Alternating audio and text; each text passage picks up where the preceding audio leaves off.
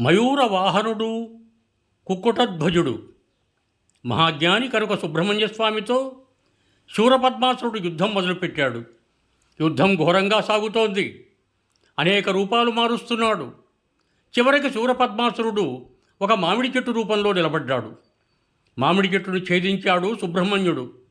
ఒక నెమలి ఒక కోడిపుంజుగా మారాడు. తన తేజస్సుతో ఆ నెమలిని కోడిపుంజుని వశం చేసుకున్నాడు. ఇప్పుడవి వశవర్తులైపోయాయి. ఆయన ఎలా చెబితే అలా వినటం మొదలుపెట్టాయి. అలా నెమలిని తనకి వాహనంగా చేసుకున్నాడు. ఆ కోడిపుంజుని తన ధ్వజంగా మార్చుకున్నాడు. అందుకు ఆయన ధ్వజం మీద కోడిపుంజు ఉంటుంది. రెక్కలు ఉండి కూసేటప్పుడు మెడ ఎత్తి కూసేవి ఈ రెండే. రెండిటికి కూడా కకారధ్వని ఉంటుంది.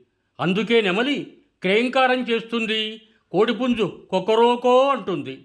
రెండిటికి ఉష్ణాన్ని భరించే శక్తి ఉంటుంది. అలా మయూరవాహనుడయ్యాడు, కుక్కుటధ్వజుడయ్యాడు సుబ్రహ్మణ్యుడు. యుహం భూయాత్.